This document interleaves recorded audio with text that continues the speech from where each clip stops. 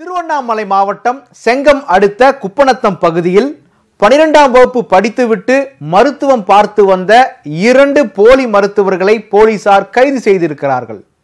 இந்த கும்பல் சிக்கியது எப்படி? இவர்கள் படித்தது வெறும் 12ஆம் வகுப்புதான். ஆனால் நூற்றுக்கணக்கானவர்களுக்கு சிகிச்சை அளித்துள்ளனர். இந்த போலி மருத்துவர்கள் சிக்கியது எப்படி? திருவண்ணாமலை மாவட்டம் ஜவ்வாதுமலை அடிவாரத்தில் அமைந்துள்ள அடிவார பகுதியில் உள்ள குப்பநத்தம் பகுதியில் 12ஆம் வகுப்பு முடித்தவர்கள் மருத்துவம் பார்த்து வருவதாக தகவல் வெளியானது. குப்பநத்தம் பகுதியைச் சுற்றி சுமார் 50க்கும் மேற்பட்ட கிராமங்கள் உள்ளன. பேருந்து வசதிகள் இல்லாமலும் மருத்துவ வசதி இல்லாமலும் தவித்து வரும் மலை கிராம மக்களை குறிவைத்து குப்பநத்தம் பகுதியில் 5க்கும் மேற்பட்ட போலி மருத்துவர்கள் மருத்துவம் பார்த்து வரும் தகவல் மாவட்ட சுகாதாரத்துறை அதிகாரிகளுக்கு தெரிவிக்கப்பட்டது.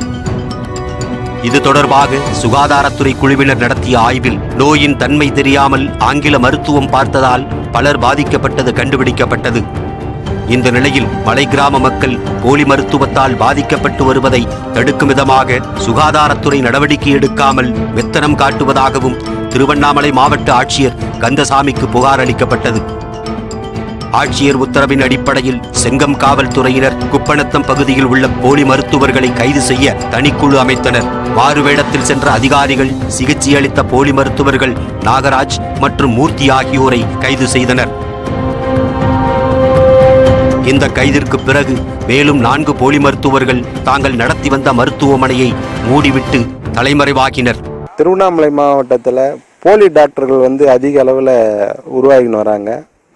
இதுக்கு காரணம் என்னென்னா, கிராமங்களில் துணை சுகாதார நிலையங்களை ஏற்படுத்தாது தான் இதுக்கு காரணம்.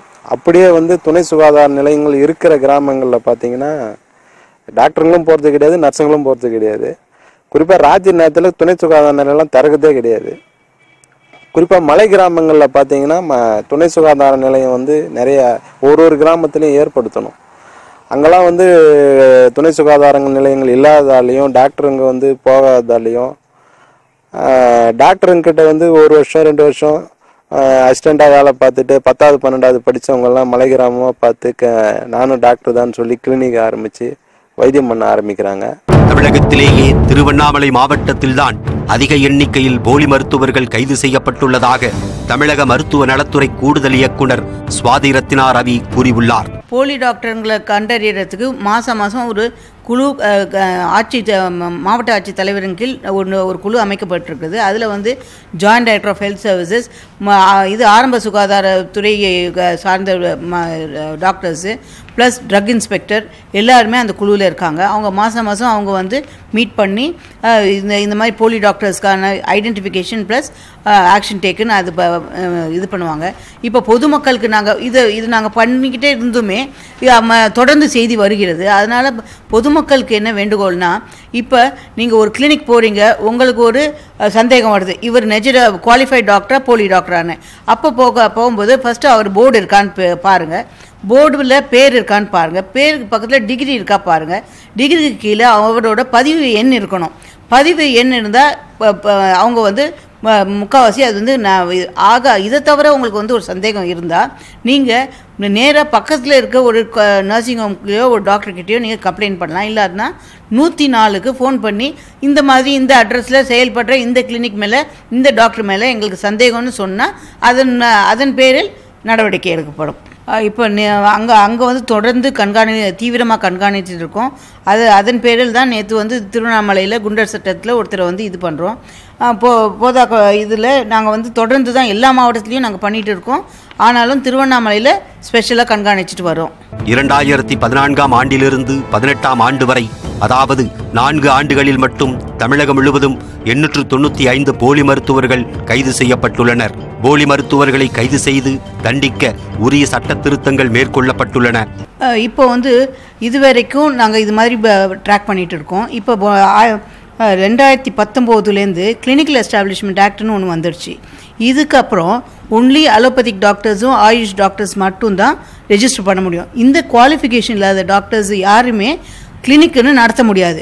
அன்ரெஜிஸ்டர்ட் கிளினிக்கு இடமே கிடையாது. ஸோ போலி டாக்டர்ஸ் அது வழியாக கண்ட்ரோல் ஆகிடுவாங்கன்னு எதிர்பார்க்கப்படுகிறது. இப்போ டிஸ்ட்ரிக்ட் லெவலில் ஜாயிண்ட் டைரக்டர்ஸ் தான் அதுக்கு அப்ராப்ரியேட் அத்தாரிட்டி. அவங்க வந்து ஒன்ஸ் கிளினிக்கல் எஸ்டாப்ளிஷ்மெண்ட் ஆக்டில் வந்து எல்லா கிளினிக்ஸும் ரெஜிஸ்டர் ஆனோடனே if they get news about some establishment which has not been registered with them, they will be brought under the scanner. ஆக்சுவலாக இது வரைக்கும் 1513 போலி டாக்டர்ஸ் மேலே எஃப்ஐஆர் ஃபைல் பண்ணியிருக்கோம். அவங்கள வந்து மானிட்டர் பண்ணிக்கிட்டே இருக்கிறோம். அவங்க மறுபடியும் யூஸ்வலாக ப்ராக்டிஸ்க்கு மறுபடியும் வரது இல்லை. அப்படி வந்தால் மறுபடியும் அவங்கள வந்து மேல் நடவடிக்கை எடுக்கிறோம். இப்போ அவங்க இது வரைக்கும் நம்ம நடவடிக்கை எடுக்கும்போது பெயிலில் வந்திருக்கலாம். ஆனால் இது மாதிரி தொடர்ந்து அவங்க அதில் பணியில் ஈடுபட்டால் குண்டர் சட்டத்தின் கீழ் நாங்கள் நடவடிக்கை எடுக்கிறோம். அதுக்கு மேலே அவங்க போலீஸ் கண்காணிப்புலையும் மருத்துவர் ஜாயிண்ட் டைரக்டர்ஸ் கண்காணிப்பிலும் அவங்க தொடர்ந்து இருந்து வருவாங்க. போலி மருத்துவர்களை ஒழிக்க வேண்டுமென்றால் மலைவாழ் மக்களுக்கு அதிக முக்கியத்துவம் கொடுத்து அதிக எண்ணிக்கையில் பொது சுகாதார மையங்களை ஆரம்பிக்க வேண்டும் என்று அரசுக்கு கோரிக்கை விடுக்கப்பட்டுள்ளது.